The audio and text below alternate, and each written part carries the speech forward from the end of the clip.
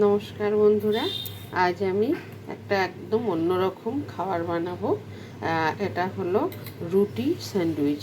রুটি দিয়ে স্যান্ডউইচ বানাবো। এটা খেতেও খুব ভালো লাগে।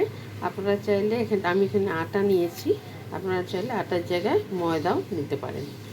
আমি এই আটার মধ্যে সাদা তেল 2-3 চামচের মতো দিয়ে দেব, আর দেব একটু লবণ, স্বাদ মতো লবণ। এটাকে একটু ময়ম দিয়ে তারপরে এটাকে জল দিয়ে মেখে নিব। খুব একটা শক্ত না, একটু নরম নরম একটা ডো তৈরি করে নেব। আটাটা আমার মাখা হয়ে গেছে, এরকম নরম হবে। এর মধ্যে একটু তেল দিয়ে এটাকে ঢাকা দিয়ে 8 ঘন্টার মতো রেখে দেব।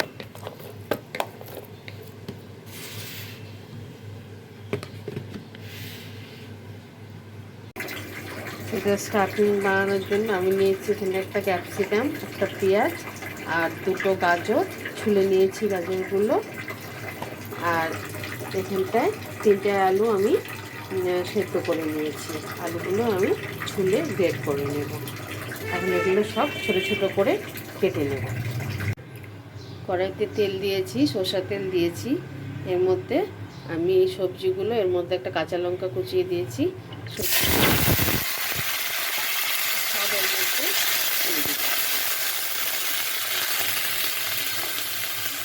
এখানটা আমি গাজর, ক্যাপসিকাম আর পেঁয়াজ দিয়েছি। আপনারা চাইলে নিজেদের পছন্দ মতো সবজি এখানটায় দিতে পারেন। যে সবজি ভালোবাসেন সেই সবজি এখানটায় দিতে পারেন। এটাকে আমি একটু ভাজা ভাজা করব। এর মধ্যে আমি একটু লবণ দেব স্বাদ মতো, আর দেবো অল্প হলুদ।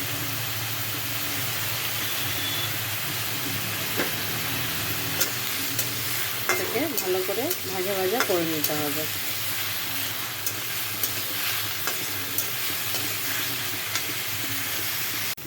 সবজিটা ভাজা ভাজা হয়ে গেছে।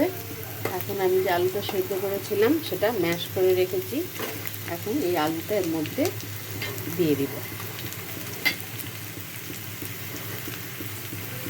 আপনারা যদি আলুটা না খেতে চান আলুটা বাদ দিতে পারেন, শুধু এই সবজিটা দিয়েও এই রুটি স্যান্ডউইচটা করা যায়। কারণ এটাও ভালো করে এর সঙ্গে মিশিয়ে নিব। আমার এটা হয়ে গেছে, এখন এটা আমি নামিয়ে নিব। আমি এখান থেকে আটাটার থেকে লেচি কেটে নিয়েছি, এখন এটাকে বেলে নিব। আটা দিয়ে বেলে নিব।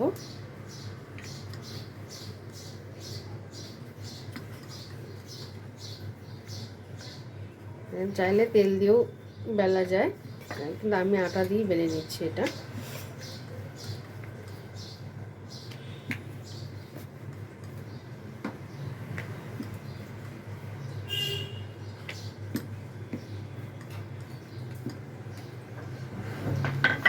এখন যে স্টাফিংটা বানিয়েছি আমি, এটা এর মধ্যে এক সাইড দিয়ে দিয়ে দিব।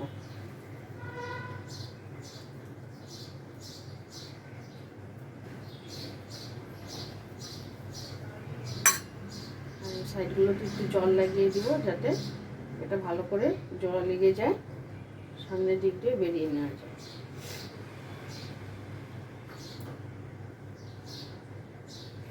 এখান দিয়ে চেপে চেপে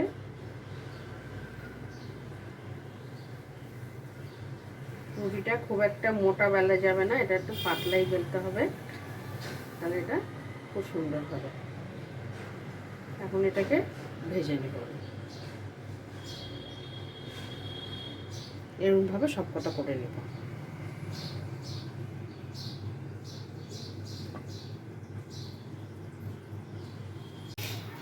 আমি হালকা তেল দিয়ে ফ্রাই প্যানটাকে একটু মশা মশা করে নিয়েছি। এর মধ্যে এটা দিয়ে ভেজে নিব। প্রথমে একটু হালকা করে ভেজে নেব, তারপরে একটু সাদা তেল দিয়ে এটাকে ভেজে নেব।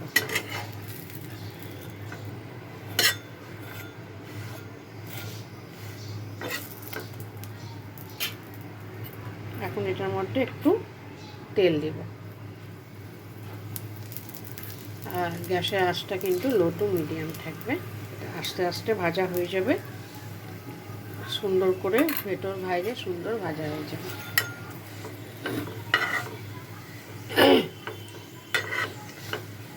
এভাবে সবকটা আমি একই রকমভাবে ভেজে তুলে নিব। এটা বাচ্চাদের টিফিনে দেওয়া যায়, ব্রেকফাস্টে করা যায়, বিকেলেও ইচ্ছা করলে এটা করে খাওয়া যায়, খুব ভালো লাগে খেতে। এটা আমার ভাজা হয়ে গেছে, আমি তুলে নিব। পরে এটাকে চাকু দিয়ে মাঝখান দিয়ে দু টুকরো করে নিলে এটা দেখতেও ভালো লাগবে, খেতেও সুবিধা হবে।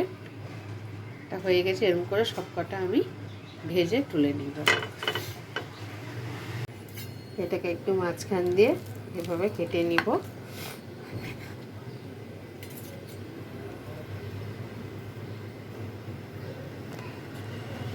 দেখতেও সুন্দর লাগছে এবং খেতেও অনেক সুবিধা হবে। সবকটা মাঝখান দিয়ে এরকম দু টুকরো করে কেটে নেব।